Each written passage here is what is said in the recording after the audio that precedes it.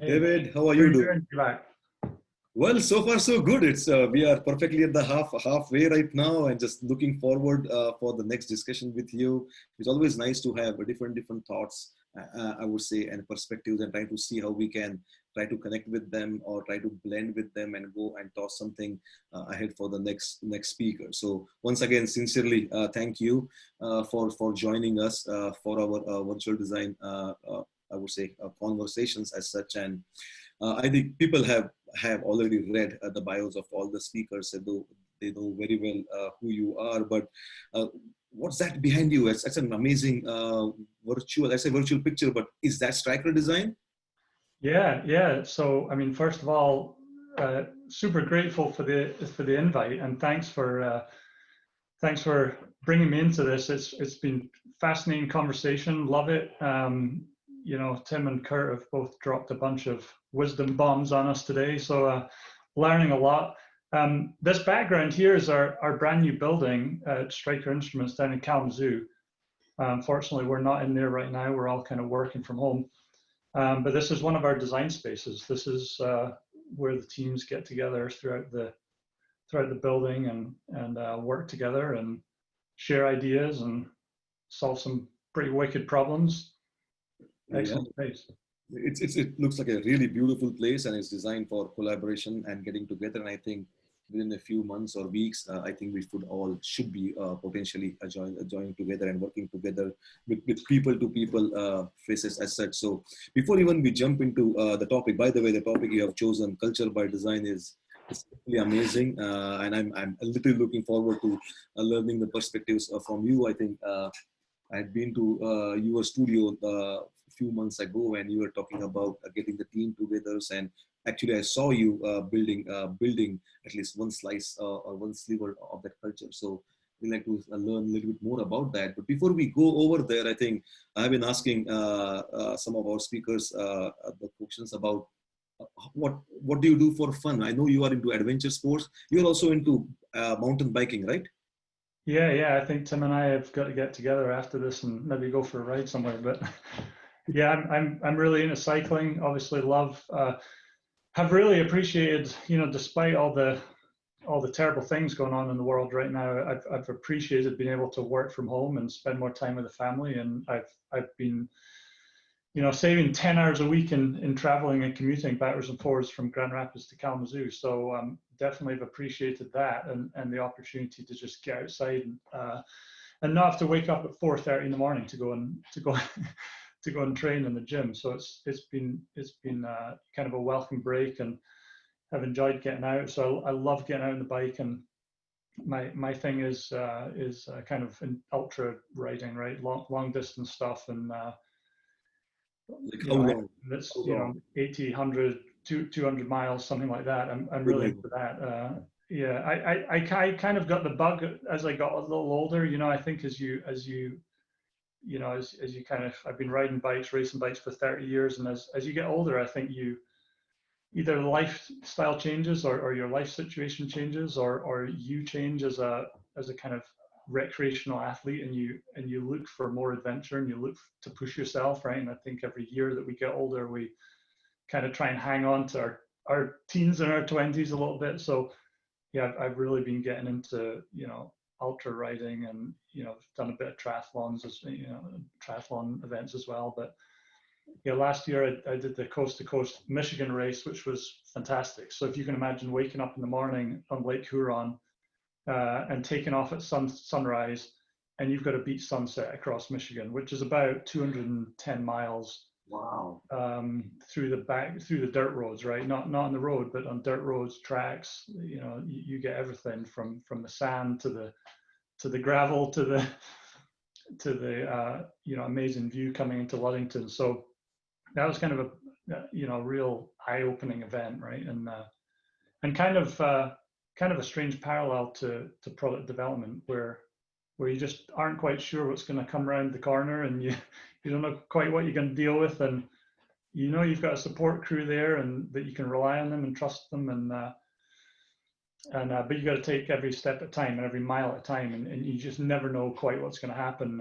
But you have this goal, you know where you want to get to, and it's kind of a strange parallel to what we do every day. It is not strangely, it is perfectly parallel to what we do every day. But coming back to the Trans-Michigan kind of an endurance, that's mighty. It means it's Port Huron to Ludington, it's 210 miles. That's yeah, hats off to you. That's not an easy thing. That's pretty amazing. I like to run. I do endurance running, more of the OCR, the obstacle course one, but that mileage is simply amazing. It's phenomenal. It will be nice to see. Maybe next time I will come and try to cheer when through the upper points from. It's kind of anticlimactic. We just kind of we pass, we look completely destroyed, and then we keep going. And there's a lot of time to spend in your head. You spend a lot of time in your own head thinking about things when you're doing stuff like that. To be on the road, it might be running or bicycling, but you tend to clear all the cobwebs. You are into thinking. You are solving some problems. You are thinking about the next event or the next speech. Means I try to do that, and somehow I kill time in the longer runs, because when you try to train for a marathon or something, it's the time itself is a big thing, apart from getting yourself a cardio or something. But that's pretty amazing. That's maybe you and Tim should get together and do a biking and thoughts about design elements also. So maybe before further ado, do you want to grab the screen and guide us through some of the elements that you have, and then we can again come back and discuss and talk and see what questions we get from the audience. Yeah, I'll share this. Can you see me? You can see the screen. Yep. Also by design, yeah.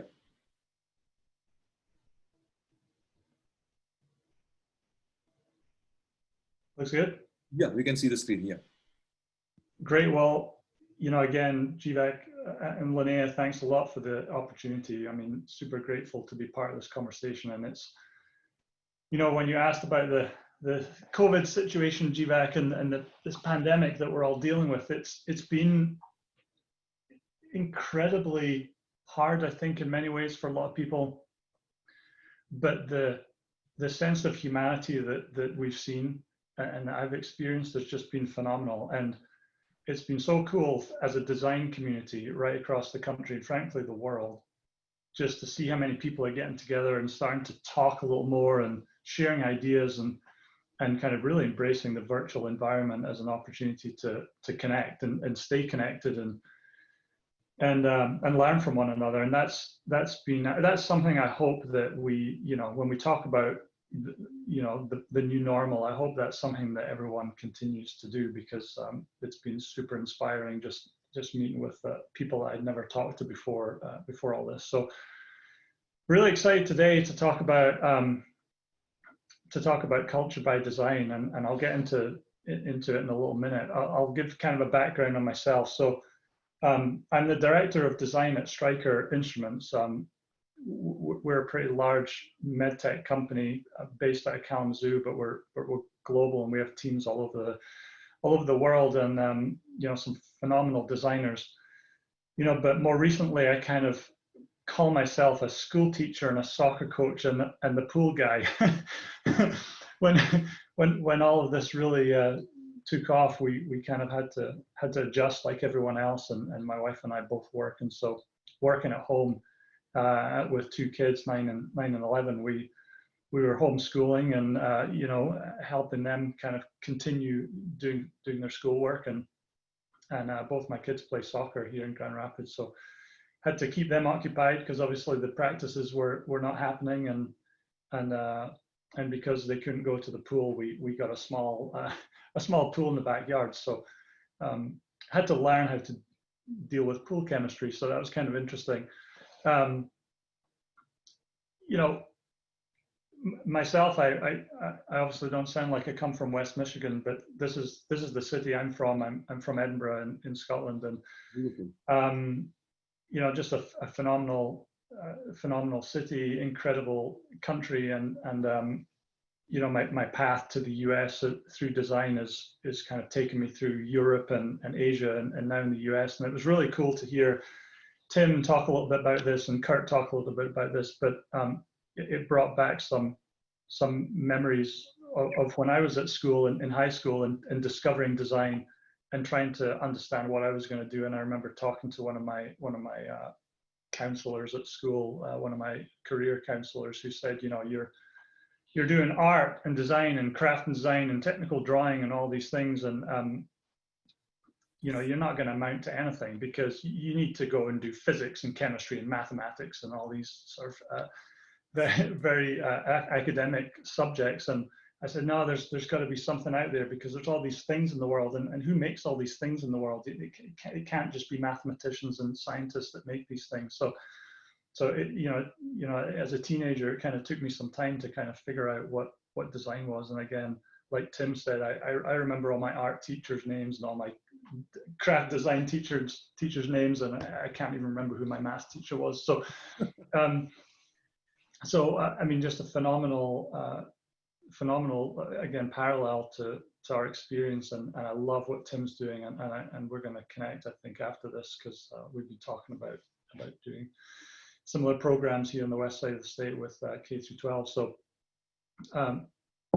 this is where I'm from. You know, as a designer, my career has been in you know, started as an industrial designer in Scotland, and worked in the industrial space, and really got my feet wet in what project management means, and what manufacturing is all about, and what human factors really means, and ergonomics, and kind of gave me a great foundation to go into the automotive industry in Europe and work in Germany and Asia, in South Korea.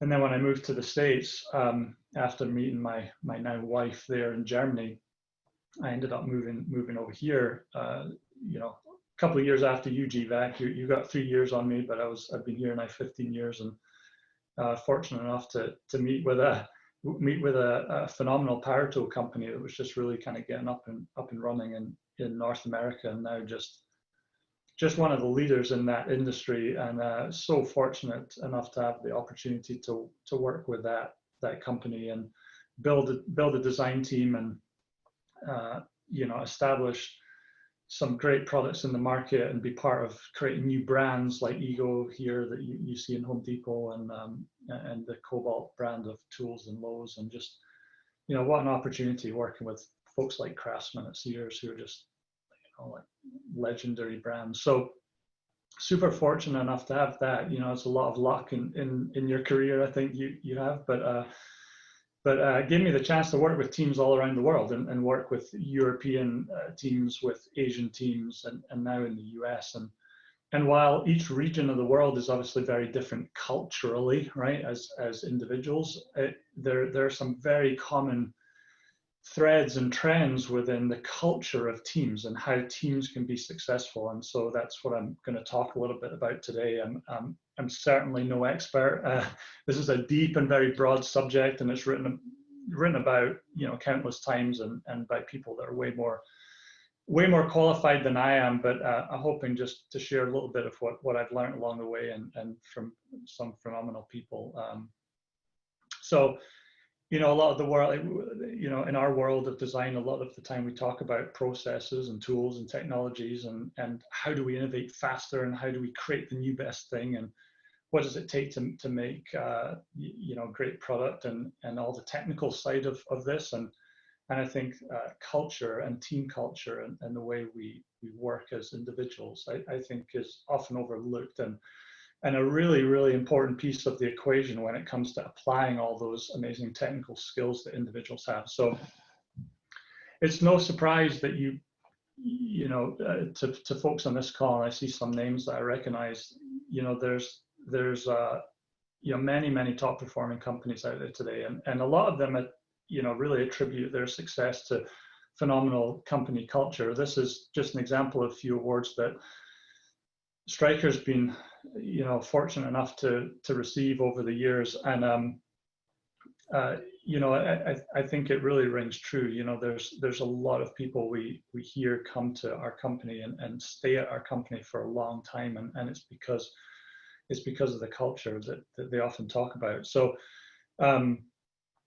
you know, many of you have probably experienced good and bad company cultures yourself. You know, some of you might have even left a company or chosen to join a company because of the culture that the company has. And I think today, in this day and age, with our information age and the age of data and the age of, you know, measuring and metrics of likes and dislikes, you know, you've got websites like Glassdoor now that have put a huge emphasis on the importance of creating a company culture, because it's a simple matter of attracting and retaining top talent. And that's that I think has really kind of brought about this you know, focus on culture, company culture, and we'll talk a little bit about that in terms of teams. So, you know, there's no denying that it influences business results. I probably won't go into a whole lot of that today, but what makes up company culture,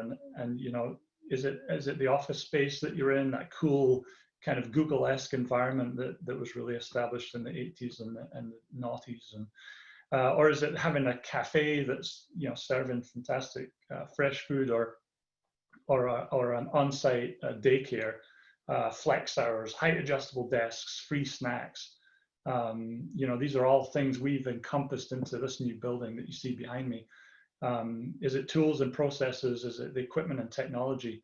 You know, all of these things, you know, people often look at as being attractive to join a company, but you probably won't be surprised to hear this. I'll let you into a little secret.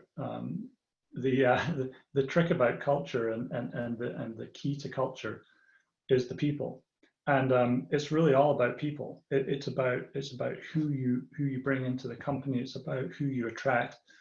It's about you know, how you help and support them. So corporate culture experts, they're going to tell you that culture comes from the top, right? It's an organizational thing. It's going to naturally form, you know, companies and any organization naturally take the form of their leaders.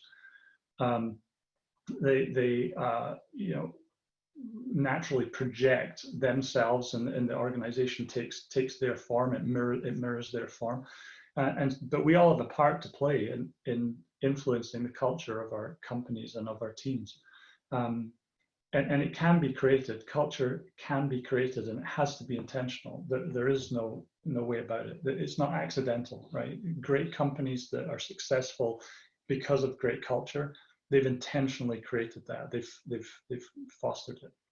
And so, as designers on this call and design leaders, how can we create and foster a team culture? We'll talk a little bit about this today, and I'm hoping that we're going to see some questions and some dialogue, because I'm really curious to hear from those on this call what experiences they've had, and hopefully we can continue the discussion. But, you know, as designers and design team leaders and organizational leaders, ultimately, we're really obviously responsible for delivering business value through design, right? And that's a whole different topic on its own. How do you deliver business value through design? And Kurt touched on it a little bit. But we're all measured on these metrics, are some kind of ROI, speed to market, cost, sales growth, customer loyalty, revenue, EBITs, net margins, op incomes, all the types of things that businesses look at in order to measure the success of the company and the impact that a particular group or team is making. But whatever the metric that you're measured by, and whatever the talent of the individuals in your team, you know, how do you successfully deliver these things? How do you actually deliver what the business needs? How do you deliver on the metrics? You could have the smartest people in the world, but unless you collaborate, unless you allow the teams and empower the teams to collaborate and work together, it's very difficult to achieve those things. And this sounds so obvious, right? It's so easy to say, well, yeah, collaboration. Of course, we got to have collaboration. We're designers, we collaborate. But, you know, as soon as you start throwing people together, people are people, and it's easy to say, let's go collaborate. But, you know, the human equation can come into it, and it can really suddenly impact how that collaboration goes and how successful it can be. So no matter the size of the team, you know, unfortunately, sometimes you end up with things like turf wars and one-upmanship and agendas of different folks in the group that can drive this kind of destructive behavior. It can lead to exclusion, it could lead to gossiping and this whole finger pointing and blame gaming. And unfortunately, that's just kind of a part of sometimes putting human beings together in a group that maybe aren't used to working together. So all of those things I just mentioned are very toxic examples of culture, and it prevents collaboration. And the reason it prevents collaboration is because really it comes down to one very simple thing, and this may also not be a super surprise, but when you have those things going on in a group or organization, it usually leads to a lack of trust, right? There's usually, it breaks down that relationship between individuals on the team. And it usually results in this very kind of broken, uncollaborative type of environment. And so when we look at trust as a key factor in this, it's really what holds teams together. It's the foundation of collaboration. And when you have really effective collaboration, you have a super powerful and positive environment that people simply want to be part of. It's absolutely infectious, and I've seen this time and time again working with different groups around the world. And sometimes when you put in it takes time and energy just to put in effort with individuals and with those groups to build that trust. But when you see that breakthrough, it's incredible how infectious it is, because everyone wants to be part of a winning team, right? Nobody wants to be on the losing team. That's the fact. And so when you can build that trust and have people really connect with each other and work together and succeed, then it's super infectious. And once you get it going, it snowballs, and it's phenomenal to see and watch. And I'd be really interested to hear if anyone's got examples of that in their experience. So when we talk about building teams and before we create trust within the team, we've got to really build the team. So whether you inherit a team or build a team from scratch, and I've done both. I've inherited parts of teams, and I've built teams from the ground up.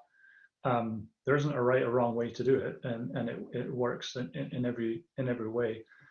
The team composition is really crucial, and by that I mean diversity, right? And I'm talking about diversity of background, experience, expertise, points of view.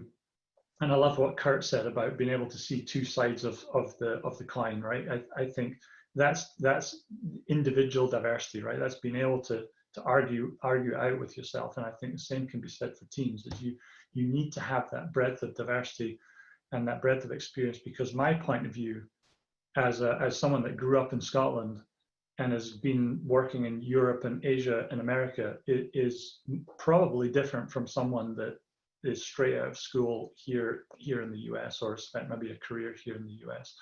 I'm not saying it's better or worse. I'm just saying it's different. And I think that's really the power of building teams, is being able to create that really great diversity. So aside from all the technical capabilities that you bring into a team, understanding the personal strengths of the individuals of those on your team is really key. And this quote here from Don Clifton is who some of you may know him from the Clifton Strengths Finder. It's a strengths finding assessment or test that you can do, and something similar to the Myers-Briggs personality test, a little different, but something similar.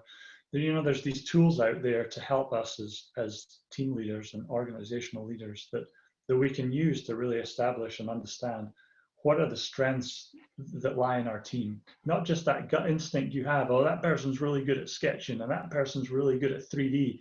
I'm talking about real strengths. Are they a communicator?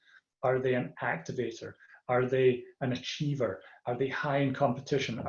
Do they have some really core fundamental strengths that you can tease out and maximize their contribution to the team. So again, we don't need to be psychologists. These are kind of psychological based assessments, but we can use them to learn, and we can use them to really better understand our teams, and most importantly, pair people up and build teams that are very diverse in thinking and approach.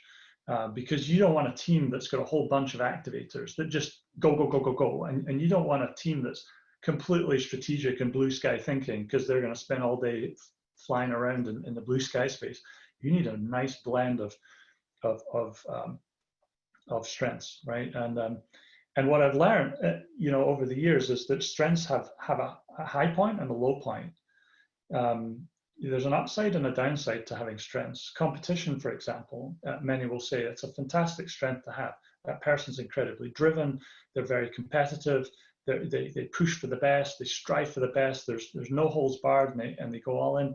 But there's a downside to that too, because at some point in a project, there's a timeline and a deadline, and there's cost constraints, and to keep striving and striving and striving and striving at all costs can be detrimental. Competition can also breed, a little bit of anxiety within teams when people start really pitting against each other instead of working together. So one thing to be really aware of that I'm still learning about is that strengths have this upside and this downside, and we have to really be cognizant of that. So if collaboration is the key to delivering results that we talked about, and trust is the key to collaboration, what can we do as leaders to foster that environment of trust? We talked about looking for people's strengths and kind of being aware of those and pairing them up. But the truth of the matter is, building trust is hard. It's not easy. It takes time. And you have to take a risk, I think, as a leader, to really kind of give yourself and show yourself in your true self, and almost be vulnerable to criticism and be vulnerable to feedback. And that's not often a leadership trait that people talk about. It's very much I'm going to stand up there and be strong and be decisive and show the way. And that's an important part of what we do, but also being incredibly authentic and incredibly honest and pure with what you're talking about has to complement that purpose and that vision, because our job really is to lift up the team whilst challenging them, right? We want them to be their best that they can be. We want them to strive to be as good as they can be. And so to build trust in doing that, you often have to kind of give up a little bit. And something I often find myself doing when I'm mentoring my team is often sharing examples of what I've dealt with in the past, good or bad, because we're not perfect. And I've made a heck of a lot more mistakes in my career than I have had successes. But I think that's the point. If you can share those, you reveal that you're not flawless, and that you reveal that it's okay to talk about those things. And I think that's that's a learning point for the team, but it's also a way of building trust and showing that, look, you have chinks in the armor, right? You have, grazes and cuts and bruises from life experience, and that is, and that's okay to talk about those things. So we've got to be authentic. We've got to deliver good news and bad news. We've got to guide the team through challenging times, and then take the opportunity to really praise and celebrate when they're on a roll. And I think, right now, in the last few months, I feel like we've really made, and I personally feel like I've made a conscious effort to do that. And I think it's more important than ever, because people are dealing with a lot of challenges today, especially working remote. It comes easy for some and not for others. Everyone has a different kind of life situation and a different home situation. And so it's really important to talk about team successes, praise in public and critique, privately, and in terms of performance. So I think that's really an important part of building trust is for your team to know that you support them, you're behind them, and the credit's theirs, right? If they've done great work and they've succeeded and they've made huge progress, and the credit's theirs. another part, I think, of building trust is really being present in everything you do, right? And that could be, as a leader, you're going to be accessible. You're going to be there for your team whenever they need you. And again, no better time than right now when we're all working from home. You've got to be accessible. I love walking around this building behind me in the morning and going checking in with everyone and seeing how they're doing and how was their weekend and what have they got planned for the week. And it's hard to do now virtually, and everyone's finding ways to do it. But I think what's important is that you at least communicate and let the teams know that you're there and that you're available, and check in with them. If you haven't heard for a few days, check in with them. I think that's huge. And it could be as simple as limiting distractions. We all know about phone distractions and email distractions, but it can be as large as a project coming out of nowhere, right? And I think that's important too. And as design leaders, I think that's really part of our job, is to buffer the team and protect them from these things coming flying at them left or right. Oh, can you just do this? It'll only take a minute. This is only a quick job. And I think a lot of the time we have to protect the team from that. And that goes a long way in terms of building trust, because if the team knows you have their back and you're there to support them, but at the same time challenge them when you feel they need to be challenged, I think that's key. So being present, I think, is super important as a lead of a team, but equally so as a member of the team. This image here is a bit of team collaboration going on as they're creating a journey map. The alternative to this is that people are disengaged and kind of sloping off, writing emails, having sidebar conversations. No, they're all focused on the job that needs to get done. So again, this is something we can all be accountable for in terms of setting great culture and be present to do it. As designers, I think many of you will have talked about this listen to understand concept. This is fundamental to what we do when we talk about doing user research, but it also applies to how we work as a team and how we work together.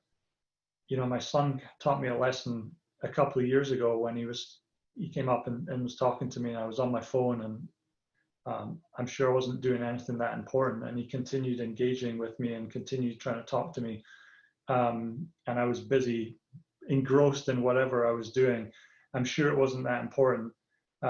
It wasn't a proud dad moment, let me tell you, but he said, "Dad, full body listening. I need you to be right here listening to what I'm saying." And I'm like, okay, got it, phone's away. As a 9-year-old kid, that was pretty, I don't know what, it wasn't a proud dad moment for doing it. It was a proud dad moment for him saying it. And, it's so true. We have to listen to understand. Yeah. We have to listen to understand, and we do that in our jobs as we're doing research. And Kurt talked about observational research, but we can also do it day to day with our teammates. We've got to be inclusive and embrace other opinions and points of view. How often do you see a conversation occur and someone's finishing a sentence, or contradicting what they're saying, or but that's the killer, isn't it? We try and really encourage a yes and attitude. Yeah. Talk to me about what you're doing. Yes and we hopefully do this naturally as designers as we think about projects, but do we do that as teammates and as part of our business organization? I think it would be fantastic to build even more on that and build up each other's ideas. I'm sure many of you have experienced no but responses and how quickly that kills the conversation and pulls the wind out of the sails, right? Yeah. Failure actually is an option. And I'm sure you're all familiar with a fail fast, fail often philosophy. I think the key here is in building trust and great team culture is that as a design leader, you have to simply create that safe space to learn and experiment and allow teams to fail. It's so hard to do, because I think many companies still think of failure as a negative. And this is where I really believe design thinking frameworks come into play, because they provide structure to what we do: discovery, analysis, ideation, and they factor in time and space to allow failure, and that failure is part of learning.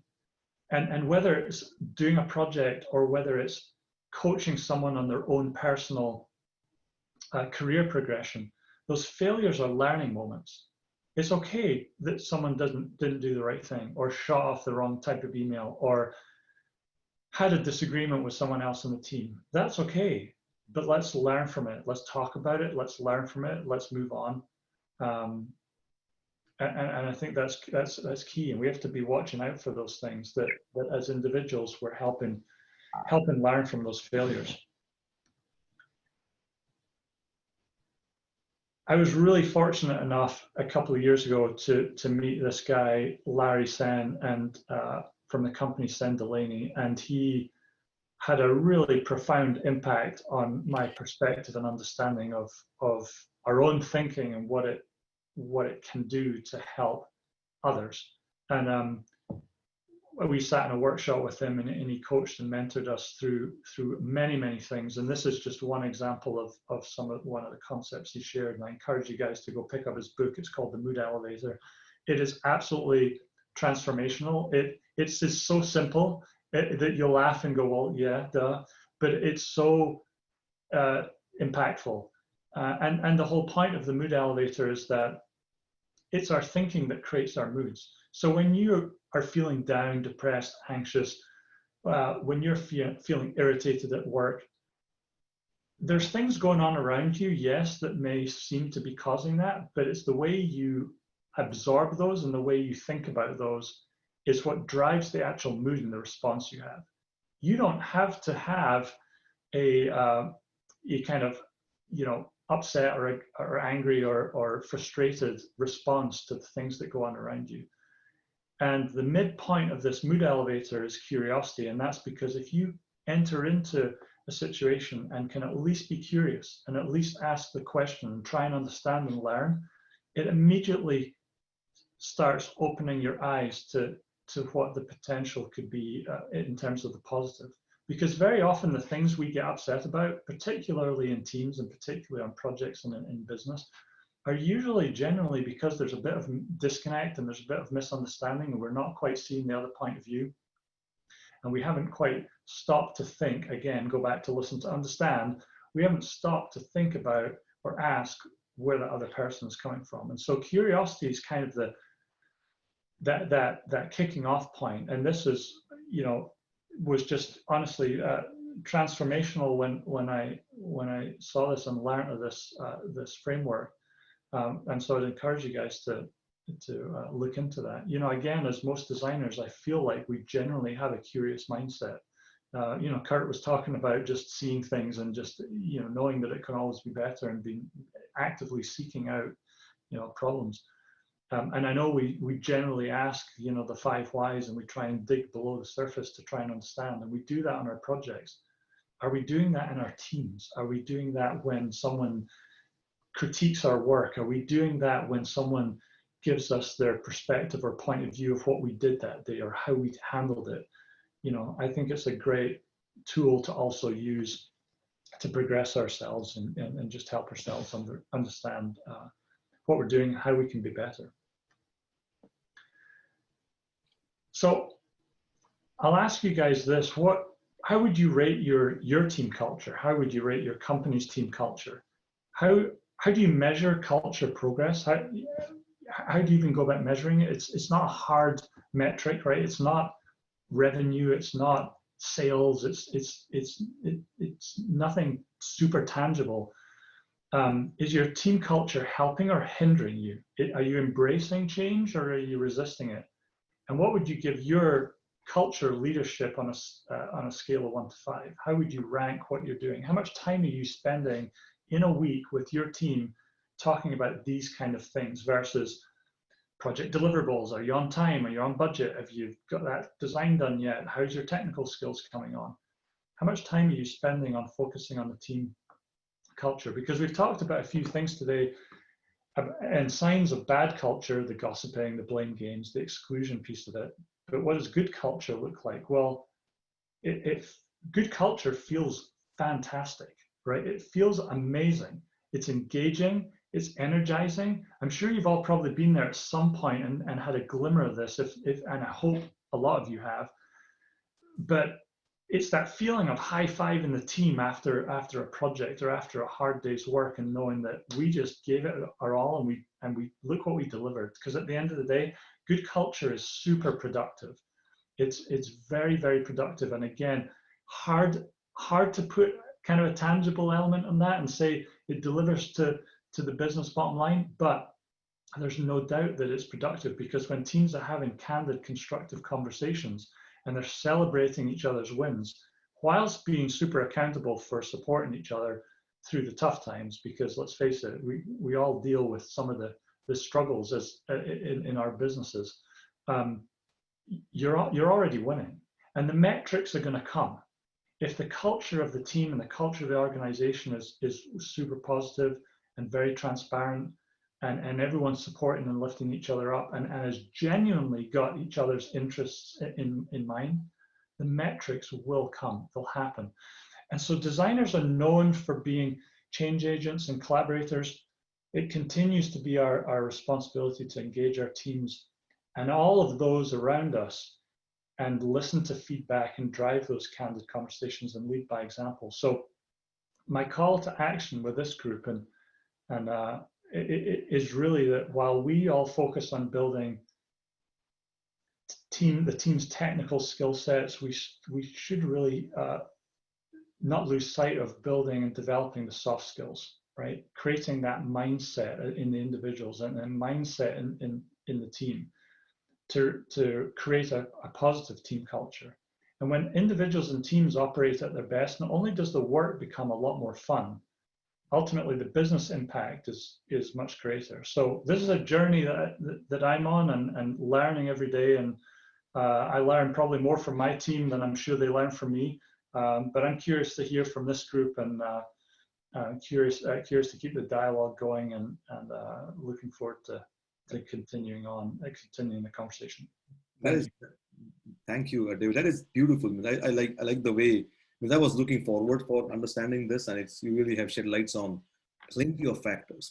First of all, we always know and we hear about this is culture eats strategy for breakfast. It's as simple as that. No matter of how strong your vision is, how strong your urge is to go and attend that kind of a lighthouse over there, finally, how are you delivering it? And elements about the super productivity and the fun culture helps in being everybody aligned. That completely makes sense.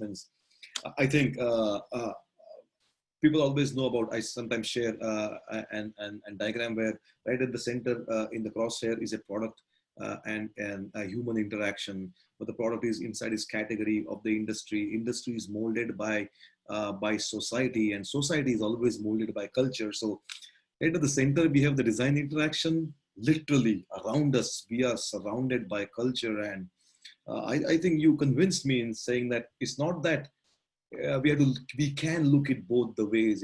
It's doing design to make sure finally they are going to affect the culture, but trying to look at the culture perspective outside in, and trying to see how we can eventually calibrate that through the 5 points you mentioned, and try to reach at the right kind of a design size.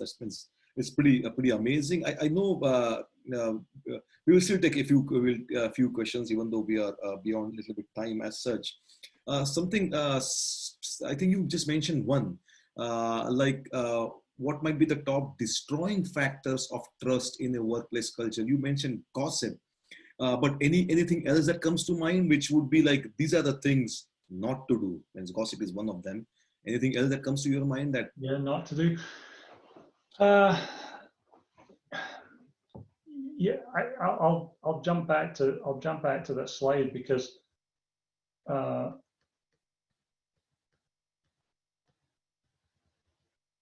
I didn't have it in the slide. So yeah, I think the exclusion, I think, is one of the most damaging. And and sometimes it's not intentional, right? And that's I think where the educational part of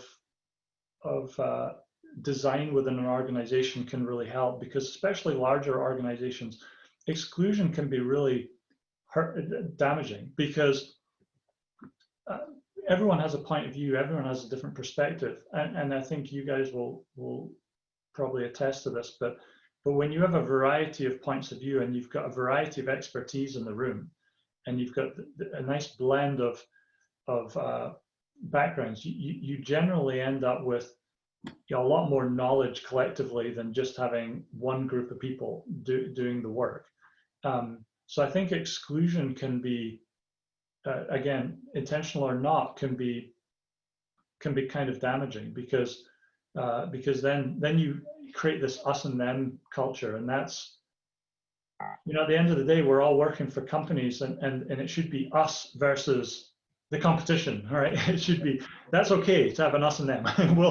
we'll battle against the competition out there that we're competing against in the market, but I think that, yeah, exclusion is That's and it's something we've got to be incredibly aware of and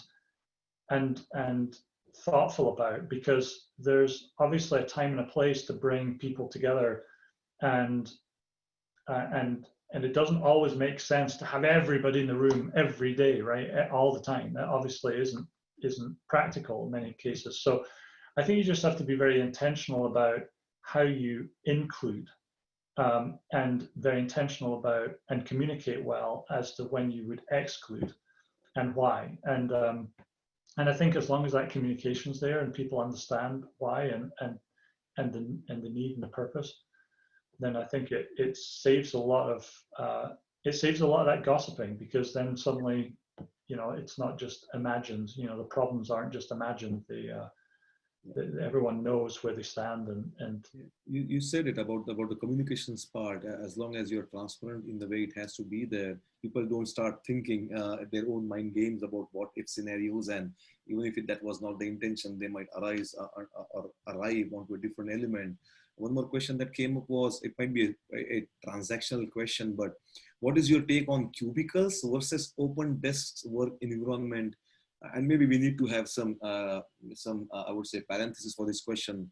I would not right now jumble it with the world of social distancing or COVID, but let's say before COVID, and talking about culture and design, how would you tackle that question of cubicles versus open desk environments? yeah, it's interesting you bring that up. So we we had that very question in this when we were working on this building behind me. So I think the simple, straight answer is you need, employees and teams need the appropriate space to do what they need to do whenever they need to do it, right? That's kind of the very simple, straightforward way to look at it, because you need a variety of spaces at the end of the day.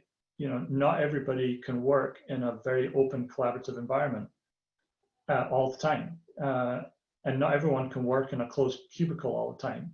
Even those that are hyper focused on, take a software engineer who's going to be writing code. An open collaborative environment is not the best place for that person when they're doing that part of their job. They need peace and quiet and a place to focus. But they may have to connect and work with other members of the team elsewhere and in other phases of the project. So I think the right answer is you need a variety of spaces for all the different disciplines that you have in your team, and give them that opportunity to work where they need to work, to do what they need to do, and that's really key. That makes sense. By the way, right now there is a tremendous need of tall cubicle separators in the furniture industry. So it's the immediate band-aid is happening for the COVID world. We have a newer question here. I think it's from Tim. David, how are you promoting studio culture virtually? Any near-term suggestions? Yeah, I think that's it's a question we're all asking, right? Is how do you maintain the culture you've had, and even build the culture beyond where it is today, and do it virtually. I think one of the things I think everyone's talked about is virtual happy hours, and making sure you're staying connected with your teams. bringing new employees on, I think, has been very hard for a lot of people, because trying to onboard someone remotely, and we've done that from afar in the last couple of months, and that's been tricky. It all comes down to just the point I talked about: being present, being available, being accessible, making sure that you're if you're running a team, that you're connecting everyone, and you're holding them accountable to stay connected themselves and have frequent check-ins. And I think that's kind of the fine balance you have to be really cognizant of, because you talked about this, Jivak, early on, but we can have Zoom fatigue, right? We can have video fatigue, and we have to find that sweet spot of checking in and being together enough that we're connected, and still feel like we're a team, but also give people time and space. And I think right now that's one area we've really focused on. And we went from being in the office on a Thursday to working from home on a Friday. And I would say it probably took my team about 2 weeks to kind of really adjust and get their home office set up. But they did it really well and super effectively. And I think just understanding everyone's situation was really critical. So again, you've got to check in with everyone and know that, okay, this guy on the team has, his wife is working and he's got 4 kids at home. This woman on the team has, in a different situation without kind of the environment that maybe she really needs to work in. You've got a guy over here that's got a perfect home setup and he can talk at any time, right? So you have to really know everybody's situation and just adjust and be flexible. I mean, it's all about flexibility. And I think that's been one of the biggest learning points that we've had is that, what, we can still have a great team culture. We can still be incredibly productive. And it's not an 8 to 5 environment. People aren't walking in at 8 and leaving at 5. It's people are getting things done that they need to get done. They're very clear in their objectives. They're clear in the project deliverables. So communication, and just being flexible. That's very true. I think you mentioned the present, the being present. The question there is, and I will just try to paraphrase it pretty small.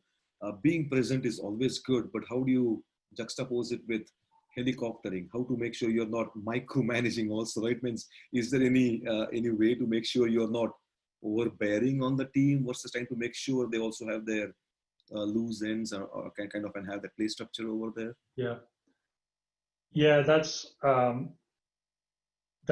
always a challenge, and it's one of those things that, again, it comes down to communication. We a couple of years ago, or a year and a half ago, maybe we created user manuals. So I provided my team with a user manual, a user manual for David. Here's how I work. Here's how I think. Here's how I operate. Here's how you can reach me, contact me, when you can do that, and so on and so forth. And I think just knowing, again, it's really about knowing your team and your individuals, and staying in touch with them, having regular one-on-ones.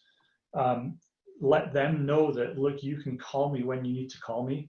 And I don't necessarily expect that in return, right? I'm going to respect the time that you have and what you've got to do, and hold them accountable, right? Ultimately, we know what the deliverables are. We know what the project workload is. Everyone is very clear on what they have to do in their work, and you've got to hold them accountable to that, and be okay with having that conversation. But let them know that, like, you can, if you're running into something, call me. Like, I'd rather hear from you because you're dealing with a problem than not hear from you and find out down the road. So I love that idea, David, of having a user manual for David. But that's, yeah, we like to have a look at it and eventually try to see how we can make one for me, one for my kids, one for my team. Yeah. Like, it's pretty interesting. Like, because you're right, especially right now, we have been forced with so many different things, so many different times happening. Let me know if it will be nice to have a glance at that. I know we need to. I know Prasad is already in the staging area, and we'll bring him in. But couple of quick questions. I think going back to the world of design business or or just the business itself, right? Means you are in Stryker, you have been hit in from the essential elective surgery and all those things also. So there are that elements as such. But you mentioned one element of failure is an option, and I'm just trying to. Means pardon me for me asking this, but typically means you are an amazing corporation. You have your internal design studio, and you still work with other independent studios like us or others as such. But that failure is an option typically never surfaces in a product brief when we have to respond back with a proposal, right? Means we are like, oh my God, we have to be on the best behavior, write a best proposal, we get a budget, we discuss those together, we have a time and all those things. But for an independent design studio, that might not be true, right? Means for us, let's say every project has to be a success in a way, or else we might not get the next project. And how should a company or a studio, you have been in the studio world, means Yeah. you were a consultant too, means how should a studio think about that? I think that's a great question. So I'll back up a little bit and say the path to success should allow for failures to get there, right? So Like that. when I say failure is an option, doesn't mean we're throwing research dollars away and failing every time. I think the key is as you build up individuals and teams, we should allow them to try new things and fail, either professionally in their careers or in a project, right? We can't learn and build new to the world product that's never been created before we can't do it first time, and we have to fail to learn. So that's really what I mean by that. And so I think it comes back to what I said earlier, is you have to plan for that failure. You have to plan for those iterations and those cycles. And you guys are very familiar with design loops. You're very familiar with going through iterative design processes. And we do that because we know that we're not going to nail it first time. We just know we're not going to, we're working on products for brain surgery, and you're not going to get it right the first time. You need to plan.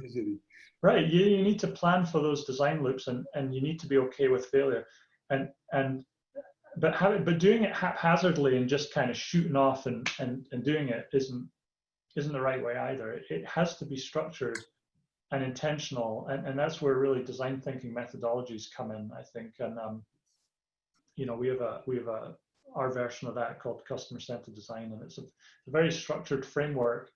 Not step-by-step process, but a structured framework that's flexible enough to kind of tackle these types of things and help teams get through some of the ambiguous front-end work that needs to happen, and be okay with failures, and knowing how to assess those and how to evaluate those, how to take the learning, extract and synthesize the findings out of it, and actually do something with it, so that we end up with a result, and end up with success.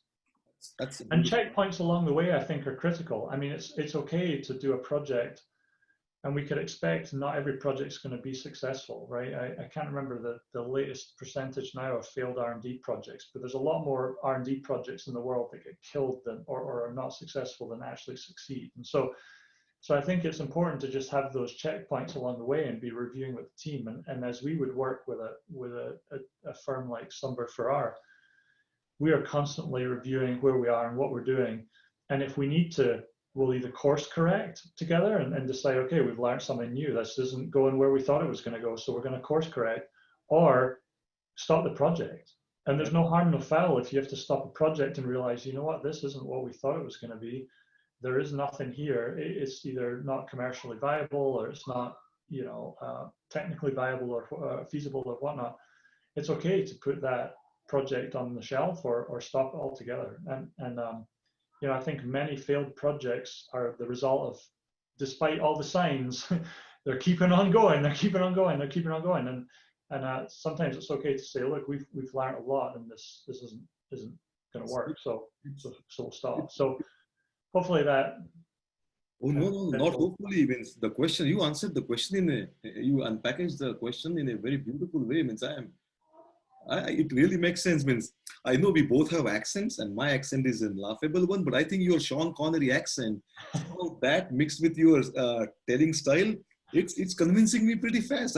Because you're right. It's not the failure.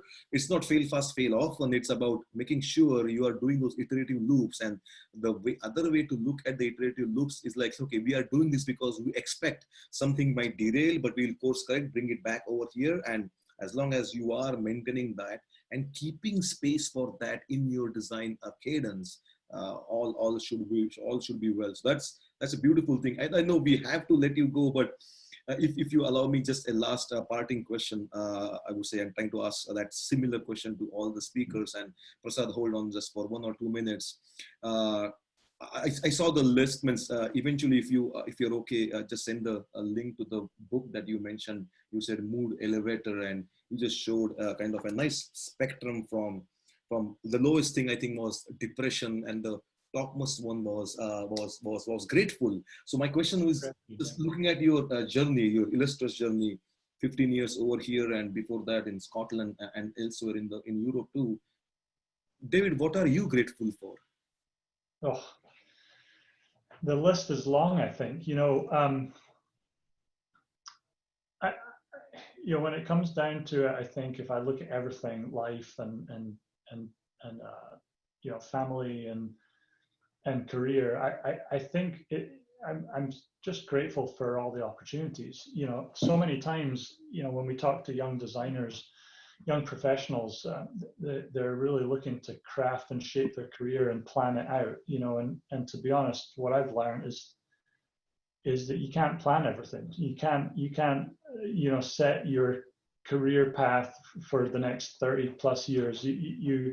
So much of my experience has been a lot of luck, a lot of opportunity, and I'm just grateful for, frankly, the chances that people took on me, that got me to this role here, and what an amazing opportunity to take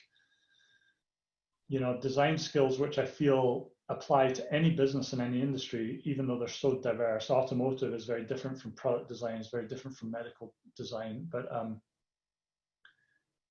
had I not gone overseas into Europe, I would have never met my wife, and had I not met her, I would have never come here to the US, and never imagined I'd be working here in this industry. So, I think just super grateful for all the chances people took on me, and the opportunities I got to and continue to have to kind of do these cool things. I mean, in the medtech space, when you hear some of the stories, particularly recently in this pandemic, of literally life and death situations, there's nothing more powerful than having the ability and the opportunity to help solve those problems, right? And help make a difference, a genuine difference to people's lives, whether it's a hip surgery, knee surgery, brain surgery, spine surgery, even providing emergency beds to hospitals, around the country during this pandemic. I mean, there's nothing more satisfying and more motivating, right, to get up every morning than something like that. So, I mean, just grateful for the chance to do that. It's truly a kind of privileged opportunity. I like that. That's a beautiful answer too. Once again, I'm sorry we have to bring this to end, but we will connect more. It was great. Thank you for your time and your efforts. And we will now you can unmute yourself or mute yourself and unvideo yourself, and then we will request Prasad to come. So thank you very much, David. Awesome. Thank you.